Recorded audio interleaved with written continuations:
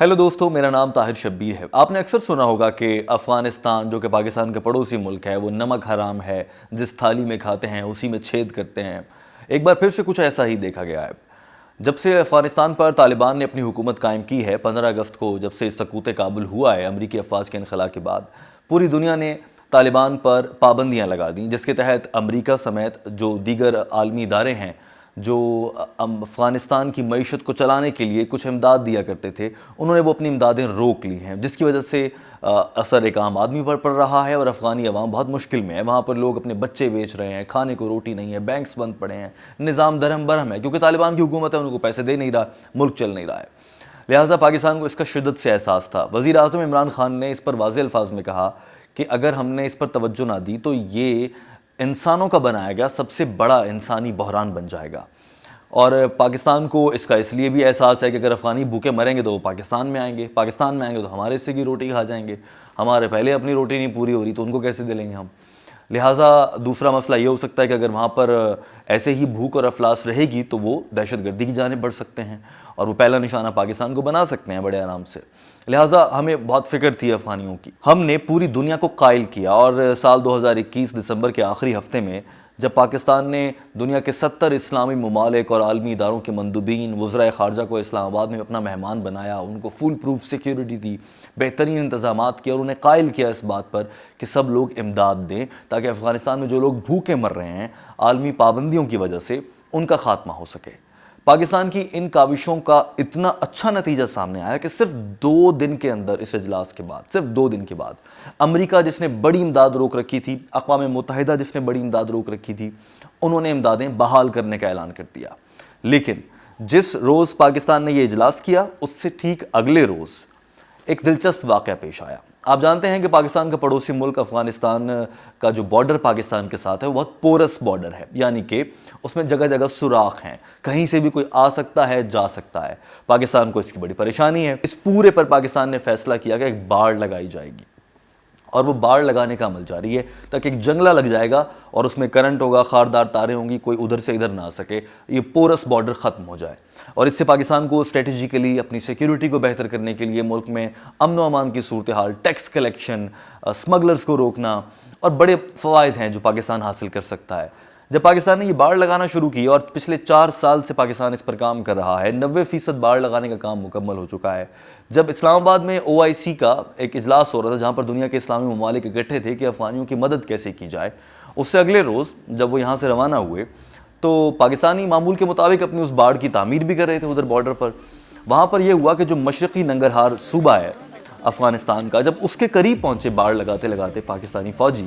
तो वहाँ पर एक झड़प हो गई और तालिबान ने बड़ा धमकी आमेज़ लहजा अपनाया। वहाँ पर हुआ ये कि जो अफ़गानिस्तान का सूबा है मशरक़ी नंगरहार, उसके जो इंटेलिजेंस चीफ़ हैं तालिबान की जानिब से मुख्तस किए गए, जिनका नाम डॉक्टर बशीर है, जो कि बड़े मशहूर हैं इंटेलिजेंस के लिए तालिबान के अंदर, उनको कहीं से खबर मिली कि बाड़ लगाते हुए पाकिस्तानी फ़ौज यहाँ तक पहुँच चुकी है। वो अपने तालिबान फोर्सेस को लेकर उनकी क़यादत में उस बॉर्डर पर पहुँच गए और वहाँ जाकर उन्होंने कुछ झगड़ा किया, बाड़ उखाड़ दी, कंधों पर बाड़ उठाकर तालिबान उठाकर लेकर जा रहे हैं और साथ में ये भी कहा अब अगर 1 इंच भी बाड़ लगाई तो गोली मार देंगे। और चौकी पर नजर आ रहा है, एक पहाड़ की चोटी पर पाकिस्तानी फौजी बैठे हैं जो बाड़ लगा रहे थे, नीचे तालिबान है अफगानिस्तान के अंदर और वो धमकियां दे रहे हैं उनको कि अब आगे एक कदम भी बढ़े तो गोली मार देंगे। यानी कि तालिबान पाकिस्तानी फौज पर गोली चलाने को तैयार थे इस बाढ़ की वजह से। इस बाढ़ को थोड़ा सा समझ लेते हैं, इसकी अहमियत क्या है। जैसे कि मैंने आपको बताया कि पाकिस्तान को इसका बड़ा फ़ायदा होगा मुख्तलिफ तरीक़ों से। ये बाढ़ बिल्कुल वैसे ही समझ सकते हैं आप जैसे अमेरिका ने आज से कुछ अर्से पहले डोनाल्ड ट्रंप ने जब ऐलान किया था कि वो मैक्सिको की सरहद पर एक बाढ़ लगाएंगे ताकि ये भूखे नंगे मैक्सिकन इधर ना बार बार निकल आएँ और अमेरिका को तंग ना करें। स्मगलर्स हैं, मनशियात हैं, दीगर मसाइल हैं मैक्सिको के और अमेरिका के, लिहाजा वो बाढ़ लगाने जा रहे थे जो आज तक अधूरी है क्योंकि तनाज़ा बन गया था। मैक्सिकन ने कहा था ये बाढ़ नहीं लगाई जाएगी। ठीक इसी तरह से अफ़गानी कहते हैं कि ये बाढ़ नहीं लगाने देंगे, अफ़गान तालिबान भी कहते हैं कि बाढ़ नहीं लगाने देंगे। यहाँ तक कि ज़बीउल्लाह मुजाहिद जो अफ़गानिस्तान में तालिबान के तर्जुमान हैं नई हुकूमत के, उन्होंने भी कहा है कि ये बाढ़ नहीं लगनी चाहिए। क्यों नहीं लगनी चाहिए? 2 वजूहात बयान की जाती हैं। पहली ये कि जो अफ़गानी हैं उनके रिश्तेदार हैं, कारोबार हैं पाकिस्तान में, उनका आना जाना लगा रहता है, वो बड़ा मुश्किल हो जाएगा। फिर उनके एक ख़ास गेट से 2-3 रास्ते हैं, तोरखम बॉर्डर है, चमन बॉर्डर है, इनके अलावा वो कहीं से आ नहीं सकेंगे। ایک تو وہ یہ مسئلہ بتاتے ہیں، لیکن یہ مسئلہ نہیں ہے، گیٹ سے آتے ہیں، کسی بھی گھر میں دروازے سے آتے ہیں، آپ دیواریں پھلانگ کر نہیں آتے ہیں، بھلے دیواریں ہوں یا نہ ہوں۔ دوسرا مسئلہ طالبان یا افغانستان یہ کہتا ہے کہ جب اسے حد بندی کی جا رہی تھی 1947 میں، جب بر صغیر تقسیم ہوا، تو اس موقع پر جب اس کو مسٹر ڈیورنٹ تھے جنہوں نے حد بندی مقرر کرتے ہوئے یہ لائن لگائی تھی کہ افغانستان ادھر ہے، پاکستان ادھر ہے، تو اس موقع پر اسی لیے اس کو ڈیورنٹ لائن کہا جاتا ہے، انہوں نے جو حد بندی کی تھی اس میں تو باڑ نہیں تھی، تو اب آپ باڑ کیسے لگا سکتے ہیں؟ ایک اعتراض افغانستان کا یہ بھی ہے۔ دوسرا، اس سے آپ ذرا سا اس طرف چلے جائیں، افغانستان کی اس جانب دیکھیں تو رشیا اور دیگر ممالک ہیں، وہ اس کو ایک بفر زون کی طرح استعمال کرتے ہیں، مختلف اثرات سے محفوظ رہتے ہیں وہ اس کی وجہ سے، لہٰذا ان کو بھی شکایات ہیں۔ اب اس سب میں دیکھا جائے تو یہ باڑ لگانا ایک چیلنج ہے، لیکن پاکستان تو پچھلے 4 سال سے یہ باڑ لگا رہا ہے اور خوبصورتی کے ساتھ مکمل کر رہا ہے، تو عین اس موقع پر چھیڑ چھاڑ ہونا جب پاکستان نے ان افغانیوں کے لیے امداد حاصل کرنے کے لیے اپنے ملک میں ایک بڑی میزبانی کے لیے ایک کانفرنس سجا رکھی ہے، اس موقع پر افغانستان کی جانب سے یہ کیا جانا کئی سوالات اٹھاتا ہے۔ مثال کے طور پر سوال یہ اٹھ جاتا ہے کہ آنے والے دنوں میں یہی طالبان ہمارا حشر کیا کرنے جا رہے ہیں؟ ذرا سوچئے، جس موقع پر آپ افغانیوں کی مدد کے لیے سپیڈی ان کو امداد لا کر دے رہے ہیں، کوئک 2 دن کے اندر پوری دنیا مان گئی ہے کہ ٹھیک ہے جی ان کو امداد دو، یہ بھوکے مر رہے ہیں، مشروط امداد۔ عین اس موقع پر طالبان اپنے حق پر اڑنے کے لیے یا اپنی ضد پر اڑنے کے لیے بولتے ہیں، نہ صرف بولتے ہیں بلکہ دھمکی دیتے ہیں، گولیاں چلانے کا اشارہ کرتے ہیں پاکستانی فوج کو، جس فوج نے